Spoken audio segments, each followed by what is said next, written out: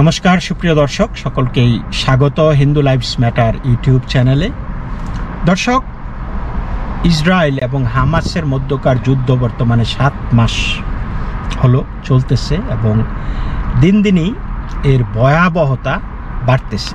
এই পর্যন্ত আপনারা জানেন যে প্রায় 36,000-এর মতো প্যালেস্টিনিয়ান নিহত হয়েছে এবং প্রায় 80 থেকে 90,000 আহত হয়েছে এবং এটা চলছে। এবং ইসরায়েলের সেনাবাহিনী বলছে যে প্রয়োজনে আরও 7 মাস এই যুদ্ধ চলবে।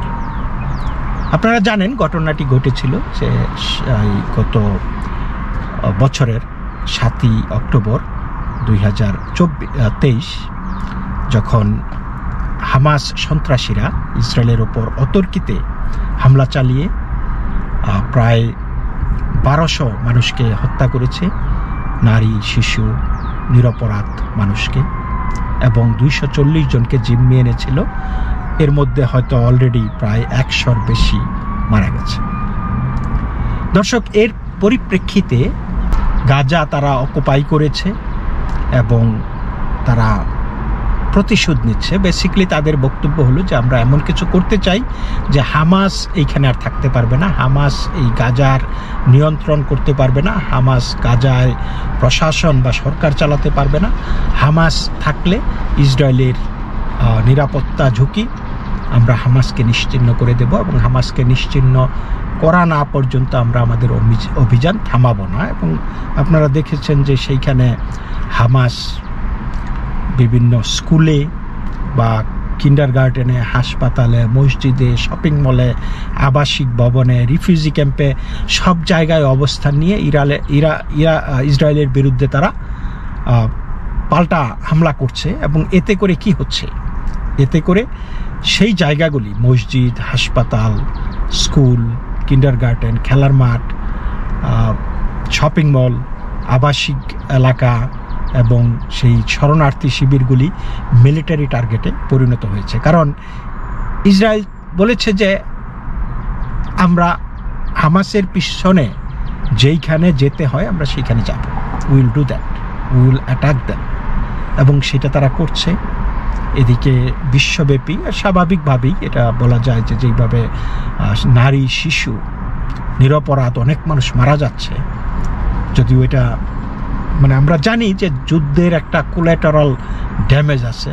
বাংলাদেশের মুক্তিযুদ্ধ সেরকম কোলাটারাল ড্যামেজ ছিল যে যুদ্ধটা শুধু মিলিটারি হয় না, যুদ্ধের যখন ফায়ার হয়, বোমা মারে, তখন কিন্তু একটা এলাকায় মারে, তাই না? সেখানে মানুষ মারা যায় এবং এটা খুবই দুঃখজনক যে এই যে শিশু, নারী, নিরপরাধ মানুষ, নিরস্ত্র মানুষ তারা মারা যাচ্ছে। তারপরে সেখানে তাদের ঠিকমতো খাওয়া দাওয়া দেওয়া যাচ্ছে না, চিকিৎসা করানো যাচ্ছে না, ওষুধ দেওয়া যাচ্ছে না, বা অনেক কিছুই আছে। একটা জনজীবন সম্পূর্ণ বিপর্যস্ত।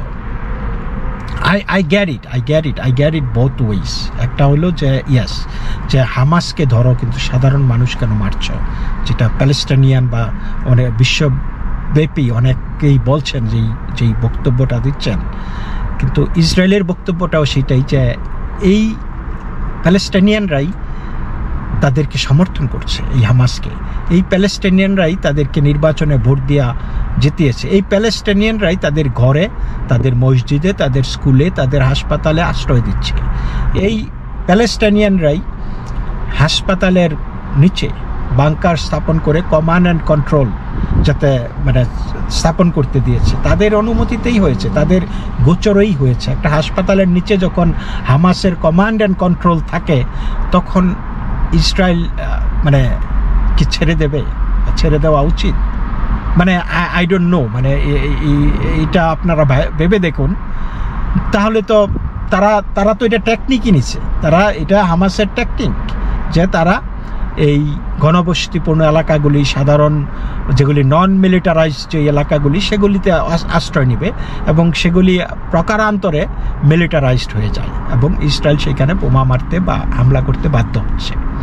তো এই রকম ঘটনার পরিপ্রেক্ষিতে আমরা দেখেছি যে নর্থ গাজা থেকে অলরেডি তারা স্যানিটাইজ করেছে, সেখানে হামাস আর নাই হটিয়ে দিয়েছে। এখন রাফাতে সবাই গিয়ে আশ্রয় নিয়েছে। রাফা হচ্ছে এখন এই মুহূর্তে সবচাইতে ঘনবসতিপূর্ণ একটা রিফিউজি এলাকা, এবং সেইখানেও হামাস, সেইখানে ওই যে মানুষের পাশাপাশি মানে সাধারণ মানুষের কাতারে হামাসও মিশে গেছে, আবার সেইখান থেকেও তারা হামলা করতেছে। যেই ইদানিংকালে যেই বিষয়টি মানে খুব চর্চায় আসছে সেটা হলো যে একটি রিফিউজি ক্যাম্পে ইসরায়েল বোমা মেরেছে এবং ৪৫ জন নারী এবং শিশু মারা গেছে, এবং এমন হয়েছে যে এই শিশুদের একদম লাশ, শরীর ছিন্ন বিচ্ছিন্ন হয়ে গেছে। এবং সেই হামলায় এই ৪৫ জন মারা গেছে, কিন্তু এইখানে আমাদেরকে বলে রাখা দরকার, আমি আপনাদেরকে বলতে চাই যে 2 জন হাই র্যাঙ্কিং হামাস কর্মকর্তা সেই হামলায় নিহত হয়েছে। তার অর্থ কি?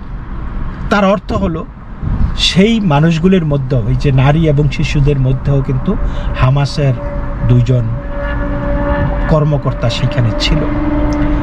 ইসরায়েল এইটা বলেছে এটা ভুল হয়ে গেছে, they made a huge mistake. Netanyahu স্বীকার করেছে এবং বলেছে যে আমরা এটা ইনভেস্টিগেট করতেছি, এবং তাদের যে ইনভেস্টিগেশনে তারা যেটা বলেছে যে তারা যেই পরিমাণে বিস্ফোরক সেইখানে নিক্ষেপ করেছে, সেই বিস্ফোরকে এত বড় ক্ষয়ক্ষতি হওয়ার কথা ছিল না। ইট ওয়াজ এ ভেরি প্রিসিশন অ্যাটাক, এটা ভেরি লিমিটেড অ্যাটাক এবং লিমিটেড অ্যামুনিশন। তাহলে এই যে যেইভাবে এক্সপ্লোশনটা হলো এবং সেখানে ৪৫ জন মারা গেছে, তাদের ধারণা, তারা বলছে যে সেইখানে হয়তো হামাসের গোলা বারুদ বা অস্ত্রশস্ত্র সেখানে ছিল।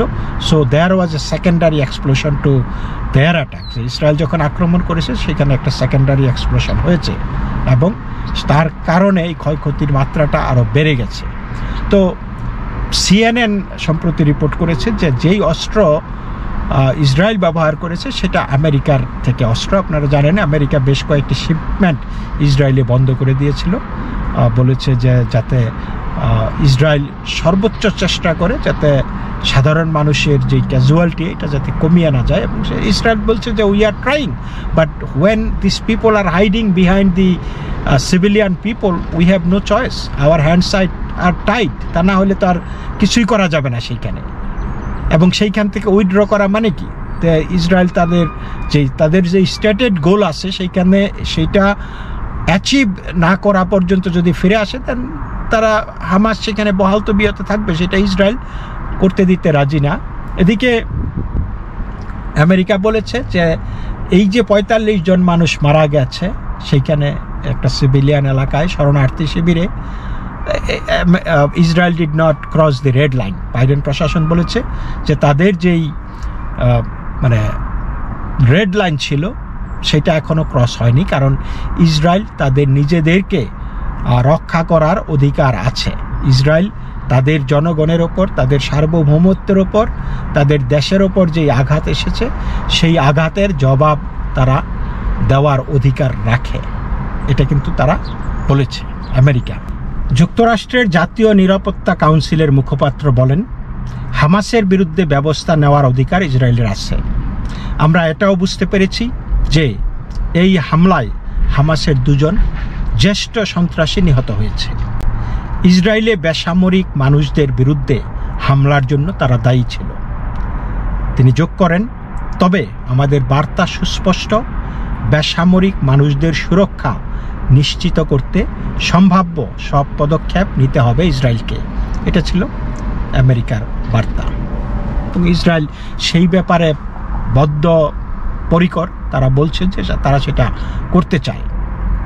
তো আপনারা জানেন গত কয়েকদিন আগে ইসরায়েল তাদের ৭৬তম স্বাধীনতা দিবস পালন করেছে, এবং তারা বলেছে যে তাদের পাশে যদি কেউ নাও দাঁড়ায়, সেই 1948 সালে তাদের অস্ত্রপাতি তেমন কিছু ছিল না, তারপরেও তারা যুদ্ধে জয়লাভ করেছে। সুতরাং তাদের এখন অস্ত্রের চাইতেও আরও বেশি কিছু আছে। সুতরাং তাদের পাশে যদি কেউ নাও দাঁড়ায়, তারা যুদ্ধে জয়লাভ করবে। তারা প্রয়োজনে তাদের দাঁত নখ দিয়ে তারা যুদ্ধ করবে।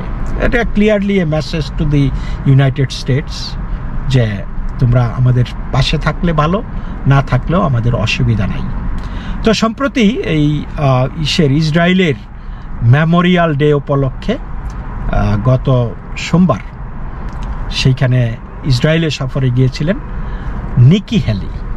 কে এই নিকি হেলি?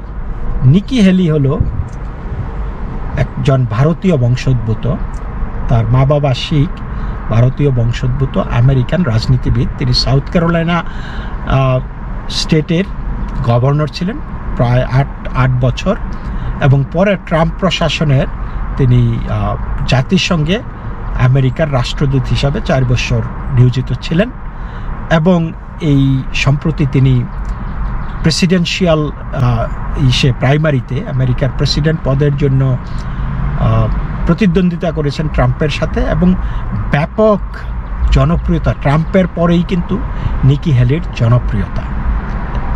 এবং এমন দেখা যাচ্ছে যে ট্রাম্প এবং বাইডেন, যদিও ট্রাম্প এখন আগায় আছে এবং বাইডেনকে পরাজিত করবে যদি ইলেকশন আজকে হয়, নিকি হেলি কিন্তু আরো বড় ব্যবধানে বাইডেনকে বা যে কোনো ডেমোক্রেট ক্যান্ডিডেটকে নিকি হেলি পরাজিত করবে। মানে এমনই একজন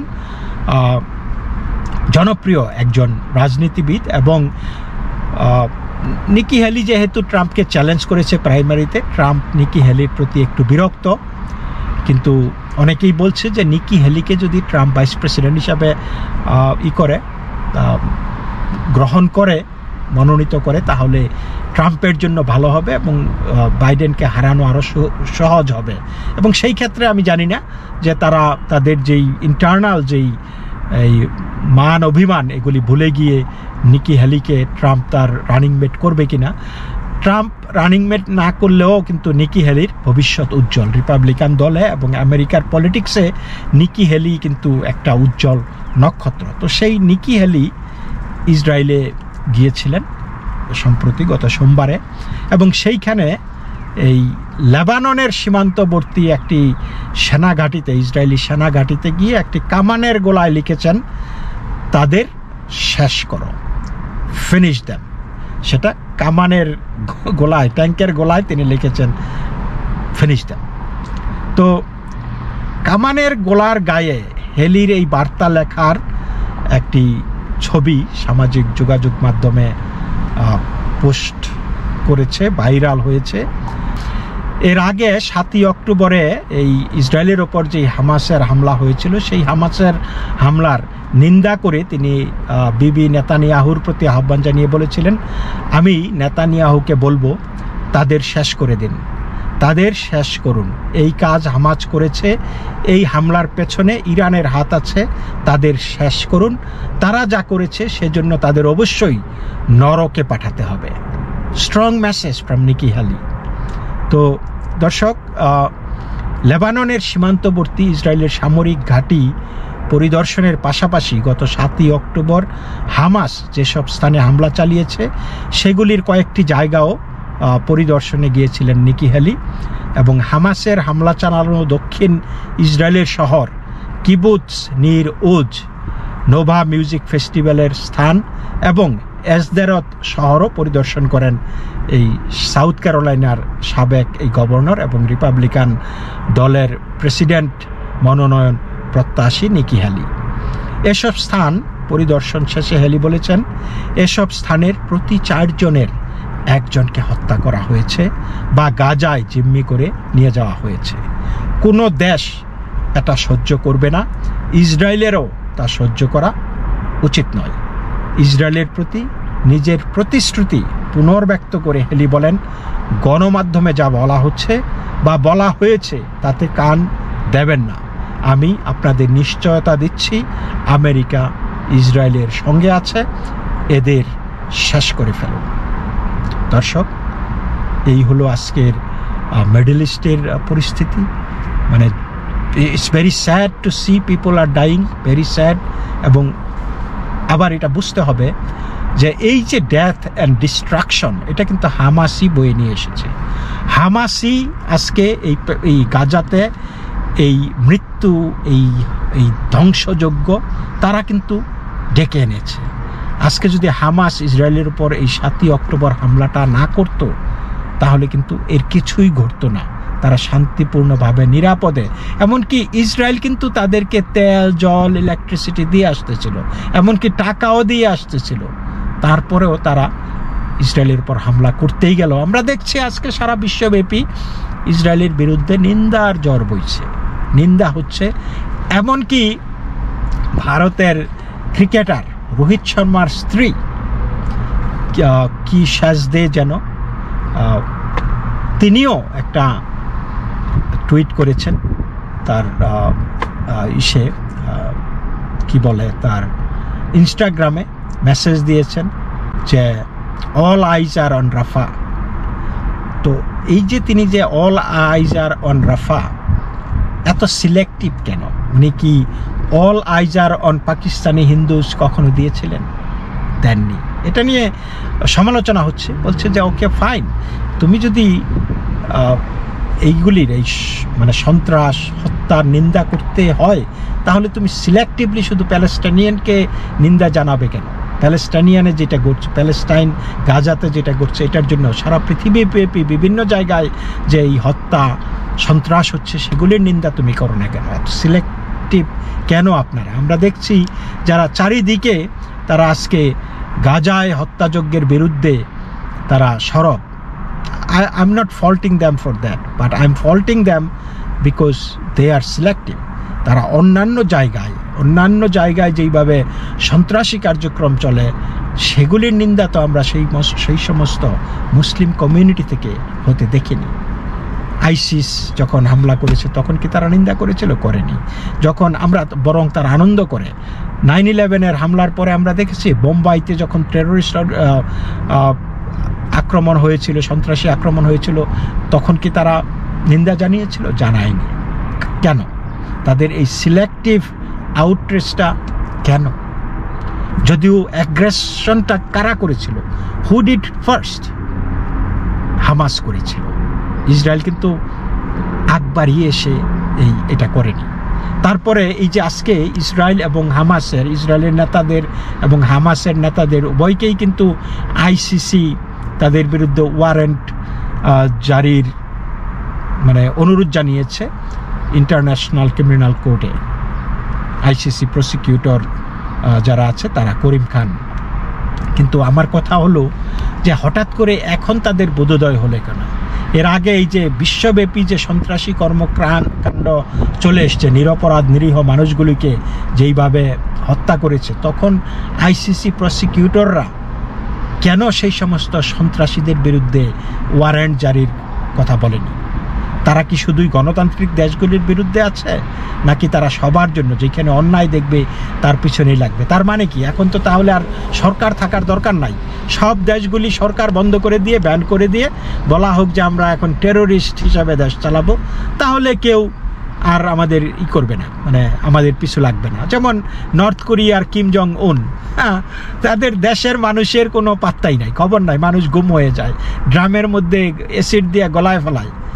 আইসিসির তো কোনো মাথা ব্যথা সেখানে নাই। চায়নাতে মানুষ কথা বলতে পারতেছে না, উইগুর মুসলিমরা কথা বলতে পারতেছে না, নিজেদেরকে মুসলমান বলে পরিচয় দিতে পারতেছে না, আল্লাহু আকবর বলতে পারতেছে না, তাদের মসজিদের কাঠামো ভাঙ্গিয়া ফেলা, মানে অন্যভাবে যে চাইনিজ কালচার অনুযায়ী, চাইনিজ স্থাপত্য অনুযায়ী তুমি বিল্ডিং করতে হবে, ইসলামিক স্থাপত্য অনুযায়ী করা যাবে না। রাশিয়াতে এত কিছুর কই, আমরা তো সেই সব জায়গায় আইসিসির কোনো দেখি না। অথচ ইসরায়েল তাদের নিজের দেশকে বাঁচানোর জন্য যেটা করছে সেইটা নিয়ে আইসিসির মাথা ব্যথা শুরু হয়ে গেছে। আইসিসি নেতানিয়াহুর বিরুদ্ধে অ্যারেস্ট ওয়ারেন্টের জন্য আবেদন জানায়। তো এই যে সিলেক্টিভ আউটরেজ, এই সিলেক্টিভ আউটরেজের কারণেও কিন্তু সন্ত্রাসীরা পায়, মানে আশকারা পায়, প্রশ্রয় পায়। তারা মনে করে যে তারা একটা ভেজাল লাগাই দিলে তো বরং যারা গণতান্ত্রিক দেশ, যাদের দেশে আইনের শাসন আছে, ভালো জুডিশিয়ারি আছে, তা বরং তাদেরকেই উল্টা ধরবে, আমরা 7 খুন মাপ। তো দর্শক, এই পর্যন্তই। আপনারা সকলেই ভালো থাকবেন। নমস্কার।